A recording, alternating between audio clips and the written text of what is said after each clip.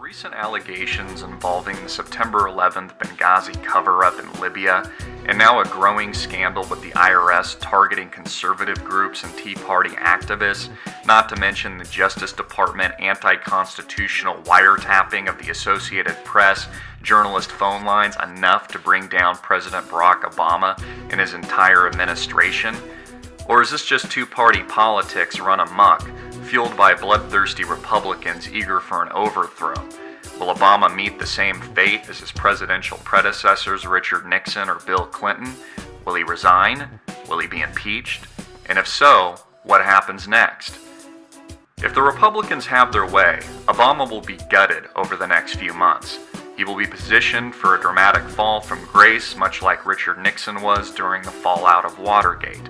The media circus will feverishly expose a massive cover-up in Washington, of which Obama will initially deny culpability. Then they will launch their planned attack and methodically destroy the credibility of the White House with public hearings, additional leaks, and whistleblower testimony. They will push the president into a corner until they have him right where they want him, vulnerable, weak, and uncertain what they'll do next. Well, let me take the IRS situation first. I first learned about it from the same news reports that I think most people learned about this. I think it was on Friday. This is pretty straightforward. If, in fact, IRS personnel engaged in the kind of practices that have been reported on and were intentionally targeting conservative groups, then that's outrageous. Jessica. Jay, you say check our history, rapid commentary, but you have to understand and hear how it sounds like the administration might be hiding something.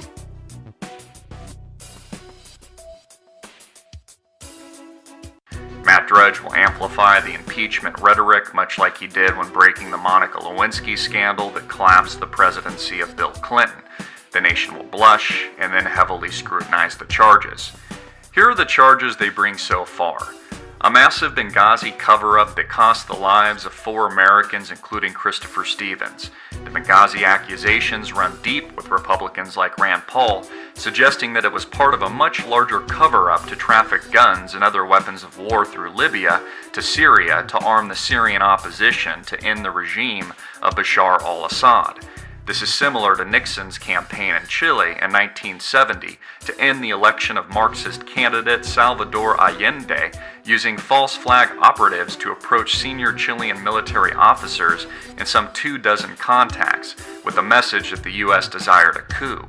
Following an extended period of social, political, and economic unrest, Allende was killed in a violent coup d'etat on September 11, 1973. It has been widely suggested that Christopher Stevens was a CIA operative at the American Embassy who had been meeting people like Abdel Hakim Belhaj, leader of the LIFG, to traffic weapons and other artillery. It has also been suggested that initial reports to the media by Susan Rice had been heavily edited by the Obama administration before her public statements in order to draw attention away from Obama and a potential political scandal so close to his re-election. Did President Barack Obama and his administration lie to the American people and fabricate a ludicrous story that an obscure film named Innocence of Muslims was the culprit behind what they called a spontaneous attack on the anniversary of September 11th? The second charge brought against Obama is a recently launched formal investigation linking the IRS to the White House and the unfair auditing of conservatives, Tea Party activists, and other patriot groups. This obvious intimidation is reminiscent of the Nixon years, when Nixon and his aides had ordered the harassment of activist groups and political figures using the FBI, CIA, and the Internal Revenue Service. These activities became known to the public after 5 men were caught breaking into Democratic headquarters at the Watergate complex in Washington, D.C. on June 17, 1972.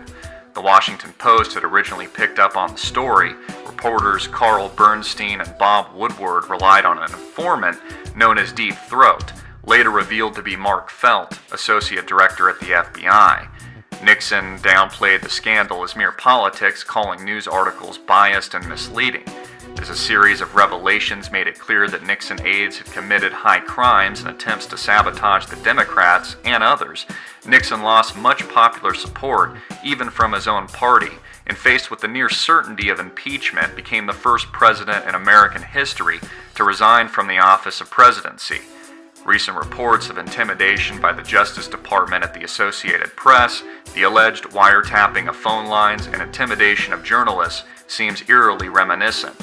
And all of these charges have been under the careful watch of what some would suggest is the most controversial president in American history.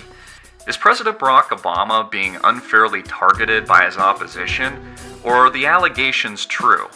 Is Obama a covert intimidator, reckless policy advocate, and criminal community organizer? Or is he a scapegoat for a much larger and sinister transfer of power? Watergate was a giant black mark in American history. It conveyed a weakness to America's enemies and demoralized a nation's people. It also destroyed its reputation. How will this latest scandal prove any different? Who will replace President Barack Obama? Will this officially ruin the career of former Secretary of State Hillary Clinton and end her chances for a successful 2016 presidential bid? You see, the problem with this real-life political soap opera is that nothing ever changes in Washington. Is it not clear that the Republicans are no better than the Democrats and the Democrats no better than the Republicans? Is it not time that we completely reevaluate America's system of government, its love of gangland politics, power, corruption, and greed? How many more bank bailouts, financial shocks, or school shootings must we endure before we admit that there is something very rotten at the core of this political system? Does history not repeat itself?